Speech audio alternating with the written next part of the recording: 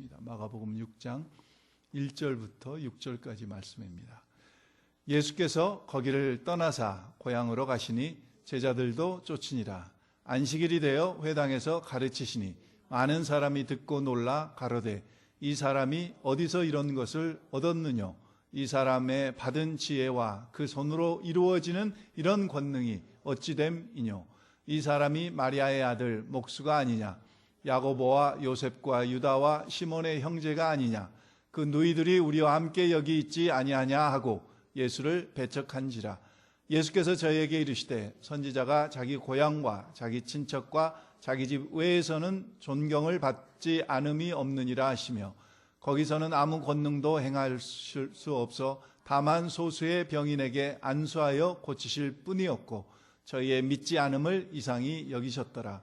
이에 모든 촌에 두루 다니시며 가르치시더라. 아멘. 우리 같이 서로 환영하고 축복하겠습니다.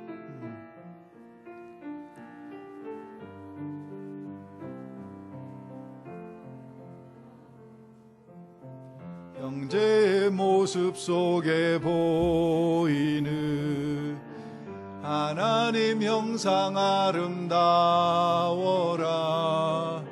존귀한 주의 자녀 됐으니 사랑하며 섬기리. 자매의 모습 속에 보이는 하나님 형상 아름다워라. 존귀한 주의 자녀 됐으니 사랑하며 섬기리.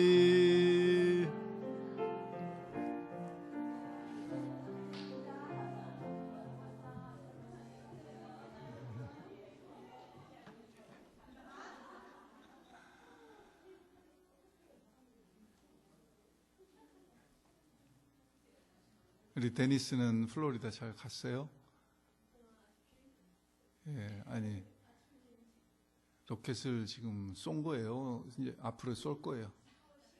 4월 10일 날 쏘는데 로켓에 무슨 쥐를 보내는데 그 쥐 때문에 또 사람이 그렇게 예.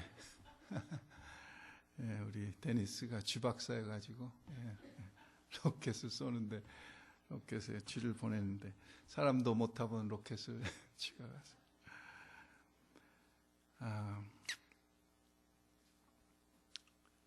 이번 주 오늘 종료주일이고 이번 주일이 이제 고난주간이 시작되고 다음 주일이 부활주일입니다. 우리 한 주를 또 지내면서 특별히 그냥 매년 맞는 절기다 이렇게 생각하지 마시고 여러분들이 큐티책을 통해서 이사야서를 계속 묵상해 가시면서 주님의 고난에 동참한다. 그 의미가 뭔지 사실은 우리가 주님의 고난을 다 그렇게 이해할 수도 없고 우리는 거기에 가까이 갈 수도 없습니다. 그건 주님만이 당하신 고난이시고 저는 생각하면서 한 주간 고난주간을 지내시면서 내가 주님 십자가와 함께 못 박아야 될 게 뭐가 있나. 금년도는 한 가지씩만 좀 생각해 보셔서 그게 고난주간에 주의 죽으심과 함께 십자가에 못 박혀야지 우리가 환희의 기쁨의 부활주일을 맞이할 수 있지 않을까 생각하면서 그런 생각을 해봤습니다. 제가 평신도 때 교회를 세 교회 섬겼는데 그 중에 한 교회가 휴스턴, 텍사스에 있는 휴스턴 서울 침례교회입니다. 1978년도에 7가정이 모여서 교회를 처음 시작을 했어요. 그리고 바로 2년 안에 7에이커나 되는 큰 땅을 그 당시 돈으로 30여만 불 주고 사서 그 땅에 지금 이제 교회가 잘 들어서서 성장하고 있습니다. 그런데 그때 제가 1991년도에 이 샌호세에 있는 교회에 청빙을 받아가지고 그동안 한 15, 16년 동안 살던 텍사스를 떠나서 이 캘리포니아로 올 때 잠깐 달라스에서 휴스턴을 며칠 들려가지고 옛날 교인들을 만난 적이 있었어요. 그때 마침 서울 침례교회는 1대, 2대 목사님이 다 떠나시고 목사님이 공석이셨어요. 그때 그 집사님들과 청빙위원들이 저에게, 제가 지금 샌호세 교회에 청빙을 받아가지고 가는데 저보고 강 목사님이 우리 교회를 좀 꼭 와주시라고. 그래서 그 사실을 알면서 하는 소리를, 이삿짐 지금 보내고 나 차로 이렇게 가고 있는데 그 하는 말씀이에요. 그래서 제가 완곡히 거절을 하면서 후임 목사님을 위해서 기도하겠습니다. 그리고 제가 와가지고 몇 달 있다가 후임 목사님 한 분을 추천해 드려서 그 목사님이 가신 적이 있습니다. 그분들은 제가 평신도 때 어떻게 생활을 했는지, 또 제가 양육한 분들도 많이 계시고, 또 제가 어떻게 가정생활을 했는지, 저의 삶이 어떤지, 저의 배경이 어떤지 너무나 잘 아십니다. 그럼에도 불구하고 평신도였던 제가 신학교 가서 목사가 되고 달라스에서 목회를 하다가 캘리포니아로 떠나는데, 저를, 자기들과 같이 평신도 생활을 했던 저를 담임 목사로 와달라고, 비공식적이지만은 그때 그 이야기를 청빙위원들과 집사님들이 어수해서 하셨을 때 제가 마음속에 참 그 새로운 느낌이 있었어요. 저는 지금도 고향 교회에 가면은 제가 나서 자랄 때 저를 지켜보셨던 권사님들이 계셔요. 몇 분. 많이 돌아가셨지만은 또 제 누님뻘 되시는 위에 그런 권사님들이 계셔서 그 예배를 드릴 때 그렇게 은혜롭게 드리시고, 지금은 돌아가셨지만은 그 권사님 중에 한 분은 제가 가서 설교할 때마다 맨 앞자리에 앉으셔서 적으시고 또 아멘 하고 큰 소리를 치시고, 그리고 예배가 끝나면은 제가 부끄러울 정도로 여러 교인들 앞에서 세계적인 목사님 오셨다.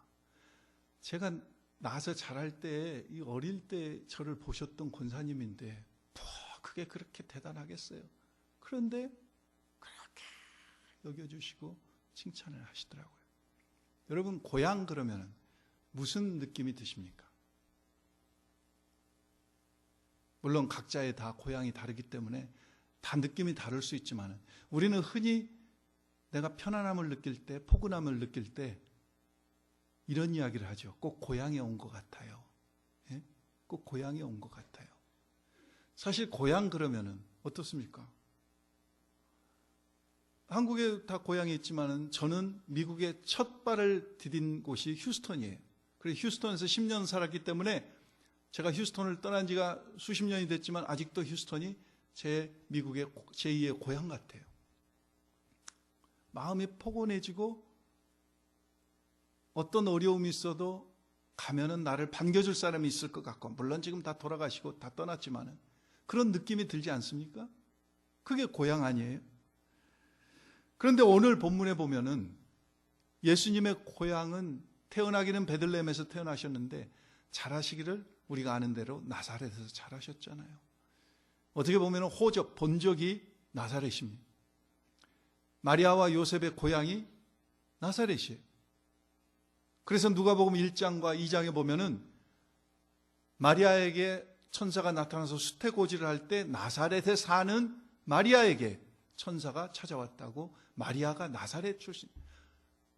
누가복음 2장에도 보면은 요셉도 다윗의 집 사람인 거로 나사렛을 떠나서 베들레헴에 가서 호적하러 베들레헴에 올라갔다. 나사렛에서 살았어요. 마리아나. 왜 예수님이 나서 자라신 그 기록이 성경에 많지 않고 꼭 한 군데 누가복음 2장에 예수님께서 12살 되셨을 때 6월절에 성전에 올라가셨다가 돌아오는데 보니까 요셉과 마리아가 예수님이 안 보여서 다시 찾으러 예루살렘에 갔다가 회당에서 랍비들과 변론하고 계시는 예수님을 발견한 그 기사, 그 기사가 누가복음 2장에 나오는 예수님의 어린 시절 30세 전에 유일한 기사가 누가복음 2장입니다. 그런데 거기 보면은 누가복음 2장에 마지막 51절 52절에 보면은 예수께서 한 가지로 내려가사 나사렛에 이르러 순종하여 받드시더라. 누구를 순종하여 받드시더라 그랬겠어요? 자기 육신의 아버지 요셉과 어머니 마리아를 순종하여 받드시더라. 그 모친은 이 모든 말을 마음에 두니라. 나사렛 사람들이 다 알아요. 얼마나 이 예수가 효자인 줄. 그리고 또 52절을 보십시오. 예수는 그 지혜와 그 키가 자라가며 하나님과 사람에게 더 사랑스러워 가시더라. 거기서 하나님과 그 다음에 사람이 어디 사람이겠어요? 나사렛 사람들. 나사렛 사람들에게 예수님이 자랄 때 정말 사랑을 받고 자라셨어요. 그런데 우리 예수님이 공생애를 시작하시면서 나사렛을 2번 방문하셨어요. 첫 번째 방문은 누가복음 4장에 나옵니다. 아까도 말씀드렸지만은 고향은 우리에게 포근함을 주는, 언제 가도 반겨줄, 그때 그 사람 다 죽고 없을지라도, 그리고 산천은 다 변화됐을지라도, 그리고 지리는 다 변화되고 도시는 신도시가 됐을지라도, 근데 우리 마음속에 다 고향들이 있잖아요. 주님이 누가복음 4장에 보면은 그 고향 나사렛을 처음 찾아가셨는데, 누가복음 4장에 보면은 이 나사렛 사람들이 주님이 회당에서 이사에서 책을 써서 읽으시고 그랬더니 놀래더니 예수님을 붙잡아서 절벽으로 가서 밀어뜨려 가지고 죽이려고 한 것이 누가복음 4장에 나옵니다. 누가복음 4장에. 이 고향 사람들은 이상한 사람들이 나사렛 사람들. 아니, 자기 고향에서 이런 인물이 났으면은 우리 개천에서 용이 났다고 막 박수치고 인정하고, 타지 사람들은 우리 고향 사람을 무시할지라도. 아니야. 내 편 들어줄 사람들이 고향 사람 아니야. 근데 이 나사렛 사람들은 이상한 거예요. 예수님을 죽이려고 했어요. 그런데 예수님은 누가복음 4장 이후에 한 1년이 지난 다음에 또다시 2번째로 나사렛을 또 방문하십니다. 오늘 마가복음 6장, 마태복음 13장에 2번째로 또 방문하셔요. 여전히 안식일에 예수님께서 강론을 하셨는데 그들이 은혜를 받더니 여전히 3절에 보니까 예수님을 배척해요. 좀 이상한 사람들 아니에요? 정상적인 사람, 고향 사람이 그래, 저는 한번 이 부분을 묵상해 보면서, 첫째는 이거 영적인 일이 때문에 그렇다. 2번째는 예수님 집안이 되게 멸시받는 모양이구나. 나사렛에 있어서 보통 멸시를 받지 않았으면은 이렇게 할 수가 있을까? 그리고 이 사람들이 되게 상처가 많구나. 아니, 다른 사람들은 다 인정하고 다른 마을 사람들은 다 인정하는데 유독 나사렛 사람들만 배척해요. 오늘 1절부터 한번 보십시오. 예수님께서 거기를 떠나 고향으로 가셨다고 하는 거기는 누가복음 우리 5장에서 봤듯이 가버나움입니다. 가버나움에서 예수님 고향 나사렛까지는 한 50km 정도 돼요. 그러니까 한 며칠 길 될까요? 한 이틀 길 꼬박 걸어서 가야 돼. 그리고 산을 하나 넘어야 돼요.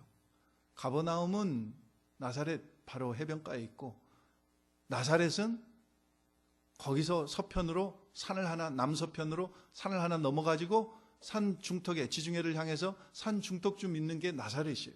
그리고 주님께서 이제 거기 가셨단 말이에요. 혼자 가신 게 아니라 누가복음 4장에는 예수님을 절벽에서 밀어뜨려서 죽이려고 했을 때는 예수님 혼자 가셨어요. 그런데 이 2번째 방문에, 지금 마가복음 6장과 마태복음 13장에는 예수님께서 누구를 데리고 가셨어요?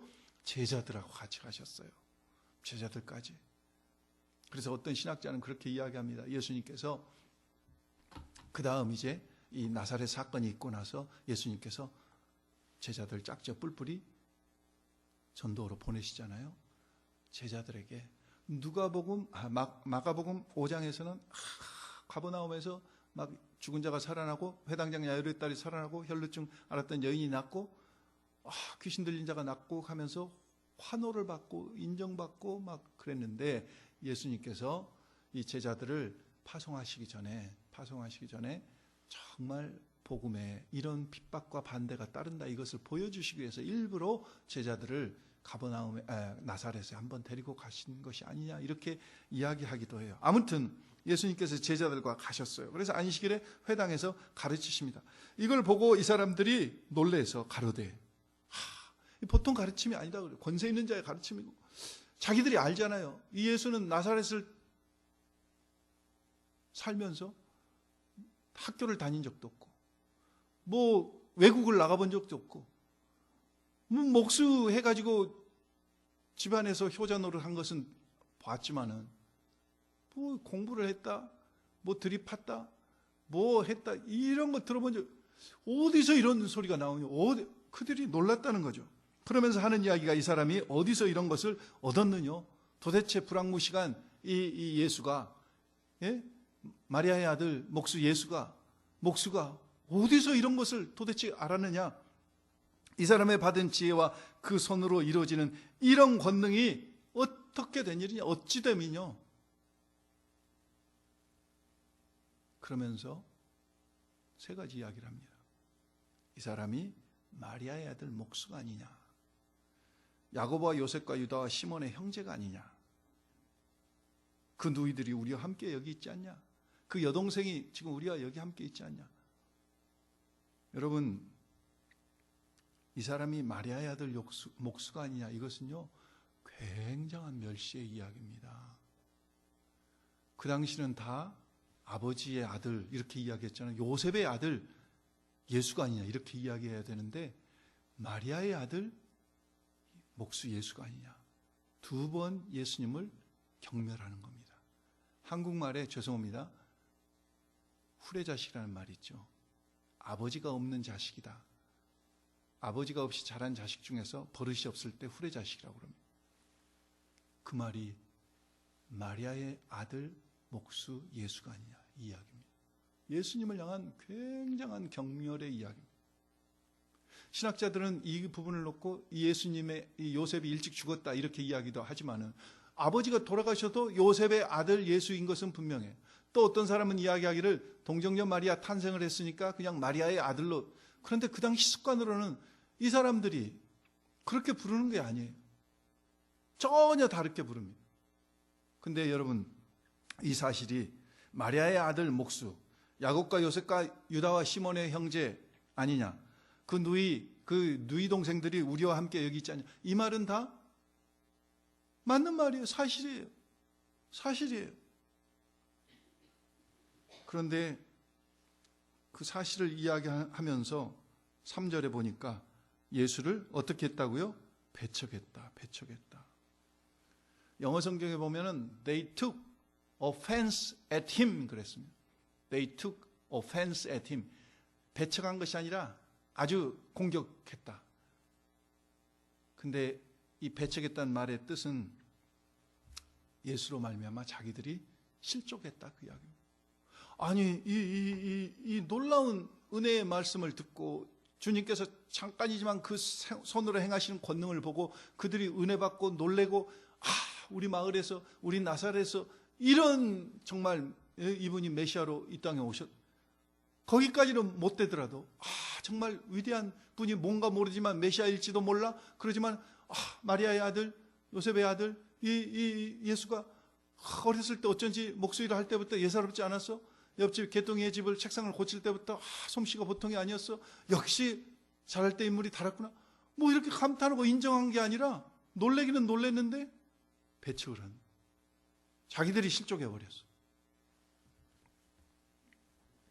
예수님께서 그 모습을 보시고 선지자가 자기 고향과 자기 친척과 자기 집 외에서는 존경을 받지 않음이 없느니라 하시며 거기서는 아무 권능도 행하실 수 없어 다만 소수의 병인에게 안수하여 고치실 뿐이었고 저희의 믿지 않음을 어떻게 여기셨다고요?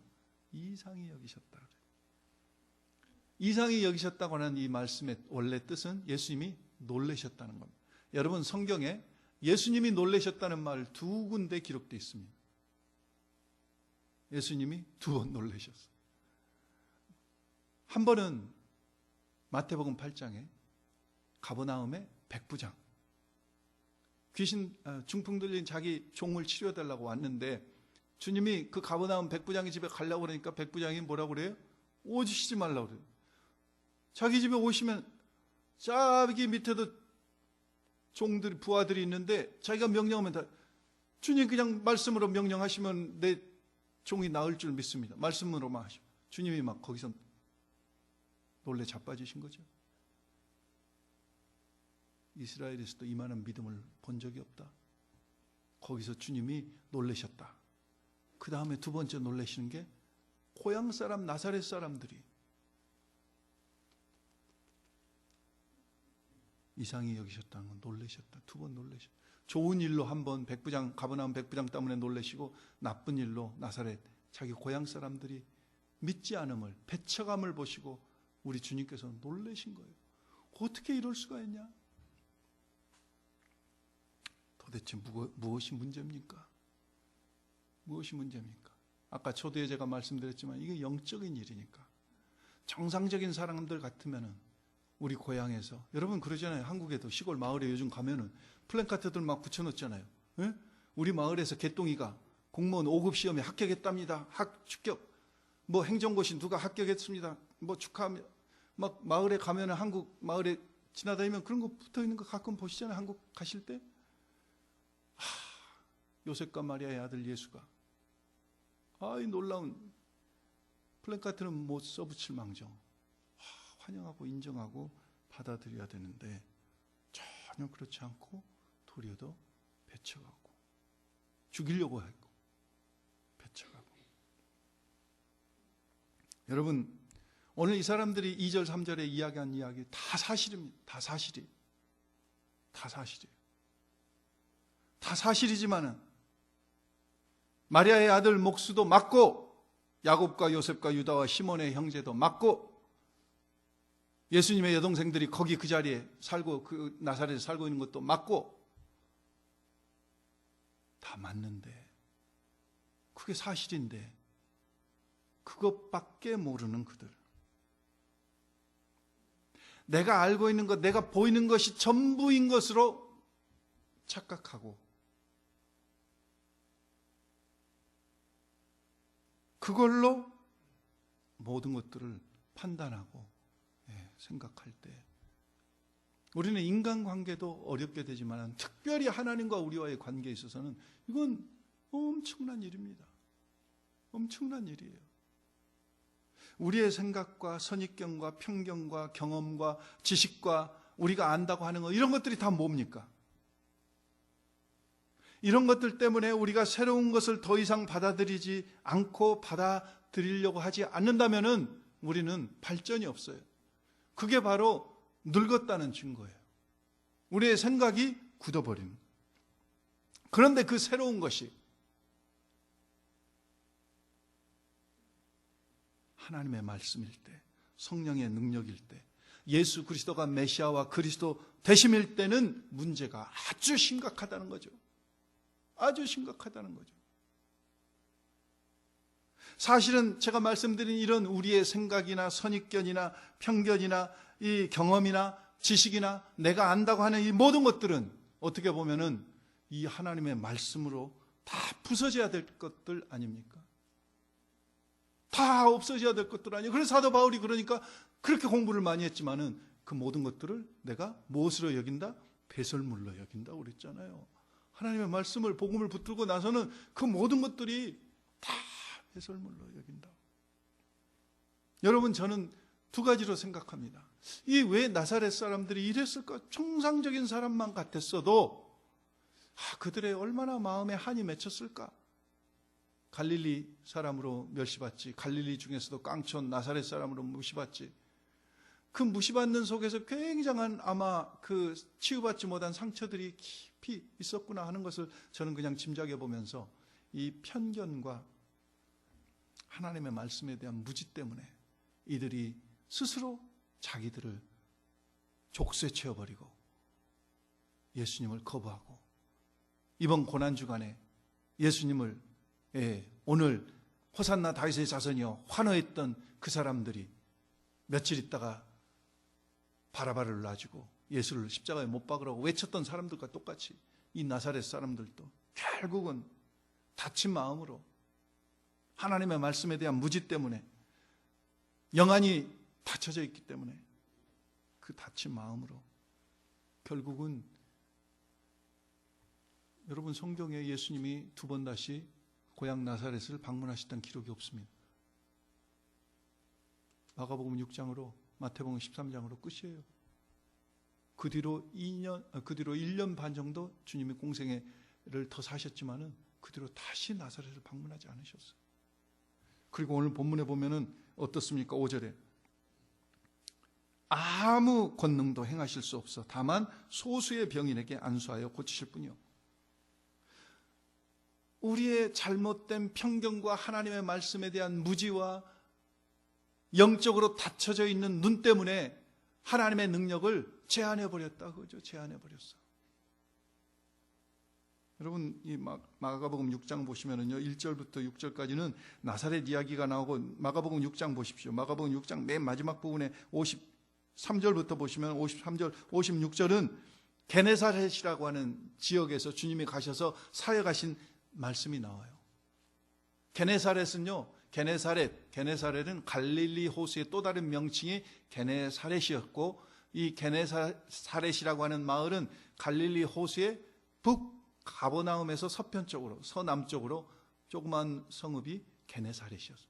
이 게네사렛과 나사렛은요, 한 30km 정도 떨어져 있었어요. 근데 게네사렛에서는 마가복음 6장 마지막 부분에 보십시오. 배에서 주님께서 내리시자마자 예수인 줄 알고 그들이 온 무리가 예수님께 달려와 가지고 달려들어서 병든 자들을 침상치러 주님 앞으로 메어 나오고 놀라운 역사들이 게네사렛은 벌어져요. 불과 30km 떨어졌는데 30km 떨어졌는데 여러분, 나사렛은 사실 예수님께서 요한복음 2장에 최초로 기사를 물로 포도주가 되게 하셨던 기적을 행하셨던 가나 혼인잔치, 그 가나가 바로 나사렛의 이웃입니다. 그러니까 지금 이 나사렛 사람들은 가나에서의 기적도 다 소문으로 듣고 알고 가버나움에서도 기적, 그런데 게네사렛 사람과 나사렛 사람들은 정반대지 않습니다. 고향 사람들이 도리어 더 마음을 딱 닫아버리고 예수님을 배척하고, 게네사렛 사람들은 그냥 달려나와서 우리 주님을 웰컴하고 주님의, 그러니까 그들의 믿음을 보시고 주님께서 수많은 기적과 역사를 게네사렛에서 행하시지 않습니까? 우리는 때때로 내가 잘 안다고 하는 것 때문에 무시하고 함부로 하고 오해하고 그 관계가 더 깊어지지 않는 그런 아픔들을 우리는 맛볼 수 있다고죠. 영어로, 여러분, 영어 프로버브에, 영어 격언에 이런 격언이 있어요. Familiarity breeds contempt. 무슨 말인지 아시겠죠? 친밀함이 무례함을 낳는다. 가까워가지고 사람을 얕본다. 결국 그 얘기예요. Familiarity breeds contempt. 나사렛 사람들은 예수님을 너무 잘 안다고 해서 어렸을 때부터 봤으니까,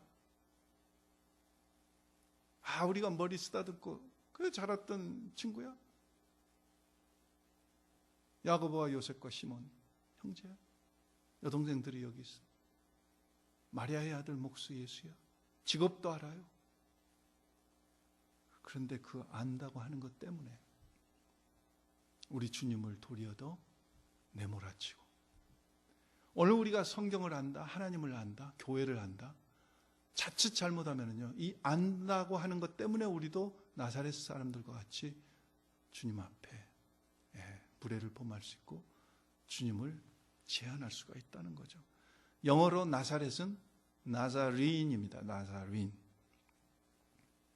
나사렛에 대한 기록은 사실은 선지자나 요세푸스라고 하는 역사가의 기록에도 없습니다. 그런데 유일하게 한 군데 기록이 있는 게 이사야서 11장 1절에 보면 나사렛에 대한 예언이 700년 전에 이사야 선지자를 통해서 하나님께서 말씀하셨어요. 그 이사야서 11장 1절이 이렇게 시작됩니다. 여러분들이 많이 들으셔서 아실 거예요. 이새의 줄기에서 한 싹이 나며 그 뿌리에서 한 가지가 나서 결실할 것이요. 이사야서 11장 1절, 이새의 줄기에서 한 싹이 나며 그 뿌리에서 한 가지가 나서 결실할. 물론 이것은 육신의 혈통으로 다윗의 혈통에서 메시아가 오실 것이라고 하는 말씀이기도 하지만은 또 다른 의미로 여기서 한 싹, 한 가지라고 하는 히브리 말은 네제르라고 하는 단어입니다. 이 네제르가 히브리 말로 나사렛입니다. 우연치고는 너무 일치하죠. 네제르라고 하는 단어가 나사렛이에요. 700년 전에 이사야 선지를 통해서 하나님께서. 그런데 그 하나님의 말씀에 대한 무지 때문에 나다나엘조차도 요한복음 1장 46절에 보면은 나사렛에서 무슨 선한 것이 나오느냐 이야기하면서 빌립의 말을 처음에는 거부했지 않습니까? 사도행전 2장에 보아도 저들이 갈릴리 사람들이 아니냐 갈릴리.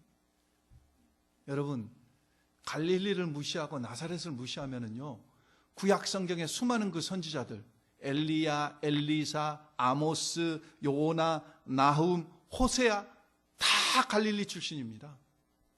다 갈릴리 출신이에요.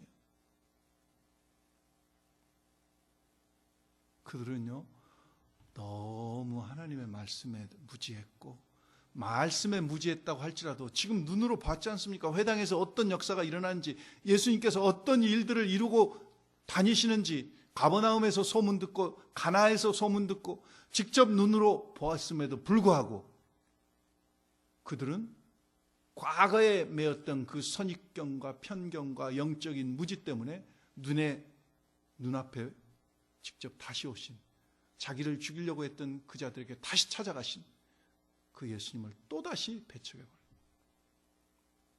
또다시 배척해버려요. 우리는 예배 드릴 때 시편에서도 그러고 새 마음과 새 노래로 예배 드리기를 원합니다.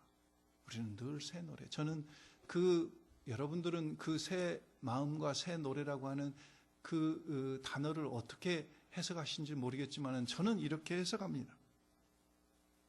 하나님 앞에 새 노래와 새 마음으로 예배를 드려야 된다는 것은 익숙함으로부터 탈피하고 정말 떨리고 두려운 마음으로 오늘 또 긴장하면서 전혀 주님을 처음 만났던 그 마음, 전혀 주님에 대해서 모르는 그 마음으로 예배를 드리는 내가 안다? 내가 이미 알고 있다? 예배는 이렇게 드리는 것이다. 아니, 그게 아니라 오늘 전혀 주님과 처음 만나는 것 같지. 나는 주님에 대해서 모릅니다. 주님 오늘도 저에게 말씀해 주시고 보여주시고 드러내 주시옵소서. 이게 새 마음과 새 노래 아니겠어요? 뭐 새로운 곡 맨날 갖다 부르면 우리가 언제 따라가겠어요? 사실 배우다가 그냥 다 끝나버리지. 맨날 새 노래 불러라 그 이야기입니까? 그건 아니잖아요. 오늘 우리가 하나님 앞에 하나님 정말 저희는 모릅니다. 백지를 주님 앞에 드립니다.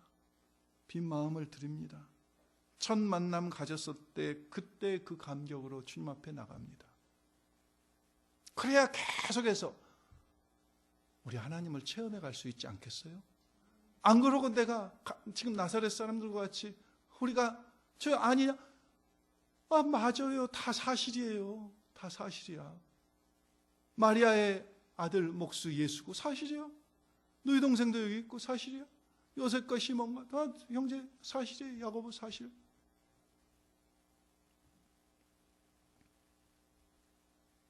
우리가 성경을 많이 읽었습니다. 기도도 많이 했습니다. 사실입니다. 신앙생활 오래 했습니다. 사실입니다. 그럼에도 불구하고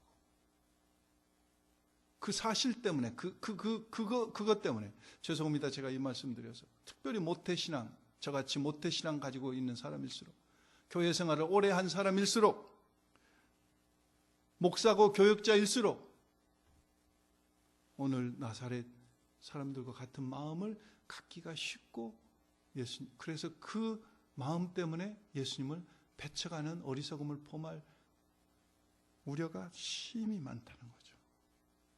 하나님의 말씀에 은혜를 못 받아요. 그래서 은혜를 못 받아요. 내가 다 안다고 생각하니까. 나사렛 사람들 안다. 사실임에도 불구하고 특별히 인간관계에 있어서 사람들이 얼마나 많은 선입견과 편견으로 외모에 대한, 학력에 대한, 출신 고향에 대한, 장애인에 대한, 다른 민족에 대한 이런 편입관과 편견으로 얼마나 많은 어리석음을 범합니까? 사람에게 범하는 것도 그것도 나쁜 일이지만은 먼저 우리가 더 중요한 것은 하나님 앞에, 우리가 하나님 앞에. 여러분이 들어보셨던 17세기의 영국의 프랜시스 베이컨이라고 하는 유명한 분이, 이분은 대단한 분이더라고요. 요즘도 똑똑한 사람들은 멀티 프로페셔널 다 가지고 있잖아요. 예. 어떤 사람 보면 막 의사고 목사고 나 그런 사람 보면은 너무 부럽더라고요. 요즘 인생이 100세 시대니까 인생 3분의 1은 이런 직업을 가지고 살고 3분의 1은 그거 훌륭하죠. 근데 프랜시스 베이컨은 17세기 사람인데 그 당시에 영국 검찰총장을 하면서 오라터였고 철학자였고 교수였고 이거 대단한 사람들. 근데 이 프랜시스 베이컨이 편견과 선입견에 대한 이야기를 했는데 유명한 이야기입니다. Four idols, 4가지 우상이라고 이야기를 해가지고 이 프랜시스 베이컨이 이 편견과 선입견에 대한 4가지 이야기를 지적했는데 그게 300년 전인데 지금도 그 이야기가 통용되고 있다는 거예요. 첫 번째는 종족의 우상입니다. 종족이 우상이다. The idol of the tribe 그랬어요. 이건 무슨 이야기냐면요, 자연 사회 현상을 관찰할 때 인간의 본성의 바탕을 둔 편견들이 있다는 거죠. 조금 더 말씀드리자면은 새들이, 우리는 한국말로는 새들이 운다고 그러면, 영어로는 birds are singing 그러면 새들이 노래한다고 그래요. 그런데 이 프랜시스 베이컨 이야기는 그것은 사람이 볼 때 그런 것이지, 새는 어떻게 보면 새의 입장에서는 새가 노래하는 것도 아니고 새가 우는 것도 아닐 수 있다 그거죠. 네. 그냥 내 입장에서 새를 본다 그거죠. 내가 기분 좋을 때 새 소리를 들으면 저거 새가 노래하는 거네. 내가 기분 나쁠 때 새 소리를 들으면 새가 우네. 자기 형편과 처지에 따라서 그렇게, 그게 종족의 우상이다. 두 번째는 동굴의 우상이라고 그랬습니다. The idol of the cave 그랬어요. 현실의 모든 사물은 실체가 아니라 그림자에 불과한데도 사람은 좁은 동굴에 자기 자신을 갇혀놓고 동굴 밖 입구의 사이즈로만 모든 것들을 본다 그거죠. 그 동굴의 입구 사이즈에 비치는 그것밖에 모르는. 그래서 우물안 개구리라는 말이 우리 속담에도 있지 않습니까? 예, 동굴의 우상. 그 다음에 세 번째는 시장의 우상이라고 그래요. The idol of the marketplace 그랬어요. 시장의 우상이라고. 뭐냐면은 파퓰리즘과 세상에서 떠도는 이야기들에 전부 그대로 검증도 않고 믿어요. 여러분 특별히 요즘 카톡에 막 돌아다니니 검증도 안 된 이야기, 그게 사실인지도 모르는 이야기 막 다른 사람들한테까지 복사해가지고 막 빨리 보내고, 이걸 5분 내에 안 보내면은 뭐 화가 있을지어다 엉뚱한 소리 듣고 계속 그 막 공해 거짓말이 많은데 카더라 하는 그런 소리들 막 카피해가지고 막 보내지 않습니까? 사실도 않는 이야기. 300년 전에 이 프랜시스 베이컨이 이야기했어요. 시장의 우상이다 그게. 네 번째는 The idol of the theater 그랬어요. 극장의 우상이다. 그때는 TV도 안 나올 때인데요.